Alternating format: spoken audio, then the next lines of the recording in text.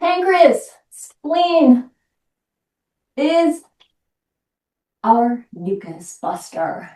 Our mucus buster, phlegm. So, you know, I always, since learning about Chinese medicine, I knew about the ice water. It was never a big thing for me because I think I gave up ice when I gave up diet drinks. Like they went hand in hand for me, squeeze and pull back. And then I got very used to room temperature water. I know it's a hard thing to do, but she said to me, because we saw 3 different Chinese medicine doctors, squeeze to pull back, and one of them said, cold fruit as well. If you're eating fruit, it needs to be out of the fridge and warm to room temperature before you eat it. I was like, of course, that makes sense. And she's like, things like watermelon, so cold on the body, so cold. So again, I'm someone who likes fruit at room temperature, but Hope was like, no cold watermelon. And I was like, well, it's not even watermelon season yet. So when we get there, we'll see how things are doing and how you're going. But I have been doing that. I've been taking her fruit when she wants fruit. It's been on the table during the day, so it cannot be cold because the cold goes into the body. Our digestion needs what? It needs fire, it needs heat. So when we're putting cold into the digestion, it dampens it. It makes it cold. Dampen the body becomes phlegm, and it needs to go somewhere. It needs to go somewhere. If it's not mucus that's moving, phlegm is sticky mucus, right? Thickened mucus that has become stuck from the heat in the body. So if it's not moving, it has to go somewhere. Last one, good. Heel toe. We're coming up to brain, just a few brain and then urinary bladder. So toe lifts, pull back, or we're standing and we're doing some drinkies. Pull heel back, bend in that right knee and dip. Bend in the right knee, roll pelvis under and dip.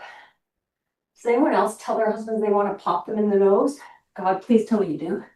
Oh, if he ever said that to me, I would actually do that, or I'd say, get out. If he said, I want to pop you in the nose. They just say things that are irritating. See, there's that word again. Oh my God. Pull back, slide back.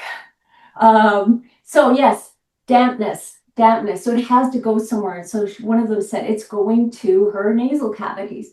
For some people, it lives in the throat, and they're always, you know, if you get up and you have to really clear mucus out of your throat in the morning. And I don't mean a little bit, there could be just a little bit of clearing in the morning, but if you feel like there's heavy mucus, turn the toes out. Now we're in urinary bladder. Turn the toes out to the right, and we're in urinary bladder. And if you're, same thing if you're standing, you're turning toes out to the right. And if you're here kneeling, remember, as you come back about halfway, you can start to add that rotation of pushing the knee in slightly, but you're resisting the knee into the hand. Yeah, just extra rotation for urinary bladder.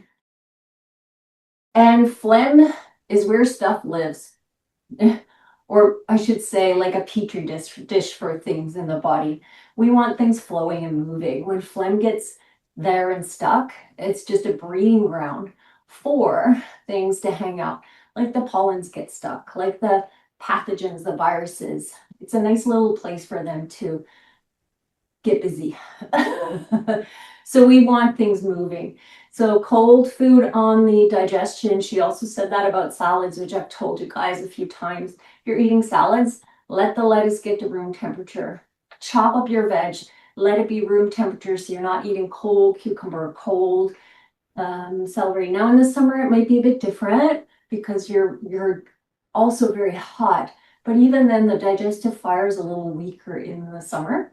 It's actually a bit weaker. So that's why we tend to eat lighter meals, because it's weaker. And that's nature's way of making things easier. Last one on the body, coming back to lungs. So either go to the wall, use your blocks. I actually sometimes like them up on the high height, but you want to make sure they're not wobbly. Okay, squeeze in and bend. So notice how lung feels now compared to the first round. Urinary bladder will do a couple of things for us. One, they oppose lungs. So we want to get into lungs nicely. We want to get rid of what's in the way, or help help remove some of the blockage, which is urinary bladder, getting in the way of the smooth flow of the qi to the lungs.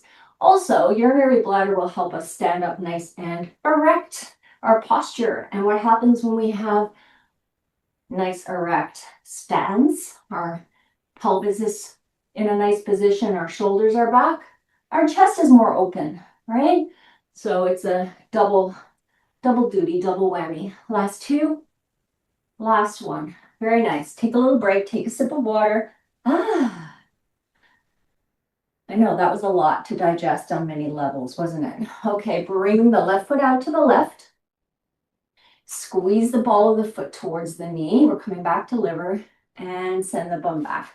Where you're standing, and wide legs, squeeze ball of the foot towards the right and bend into the right. Squeeze here, bend here. Squeeze here, bend here. So one of the Chinese medicine doctors also told me that to get red dates, they're not regular dates. And I will say they're probably not dates you'd want to eat straight up, because I tried and they're not great. But they're dried red dates. And to boil them, you snip them because they're quite, have a tough skin. You snip the ends and boil them and make like a concentrate almost. Not a concentrate, but you get the extract of the dates in the water. It becomes like a date water. And she said that's so good for your spleen. So good. So it's really easy to do. You do have to buy the red dates, but I bought a big bag for like $10. She said to use 7, and I said 7? I think they say 7 because it's maybe like a good fortune thing or something, because she didn't really give me a reason why 7. But I've been doing it. Of course, I'm going to do what I'm told. And it tastes, at first it's like, why am I drinking this? But it's actually just like a slightly sweet water. It almost is like, what did Hope say it tasted like?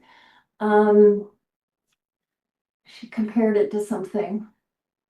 I'll think about it. It'll come back to me. It wasn't terrible. It's not great. But I think if you make a tea with it, that might be nice. Brew your tea and pour some of the date water in it. That's like pretty good. Or you could make like a lemon drink with it, almost like a lemonade. Pull in, slide back. I'll send a link to, I'll try to find them on Amazon. We have a Chinese, like an Asian store here, so that's where I went to get them. But I'll see, I'm sure you can get them on Amazon, so I'll take a look. It almost has slightly the flavor of maybe like sweet potato in a way, so not terrible. And another tip she gave me, which I haven't tried yet because I haven't found Chinese yam yet, is to boil a little bit of millet with a little bit of Chinese yam and drink that water. You use a lot of water and drink it. Because again, it's good for the spleen. Those are those naturally sweet, nourishing foods for the spleen. And you drink it warm. You don't drink it cold. Last two, everyone's going to be like thinking ice water is like the worst thing for their bodies. But if you have some of these things in your, come up for you, then you can kind of make the connection.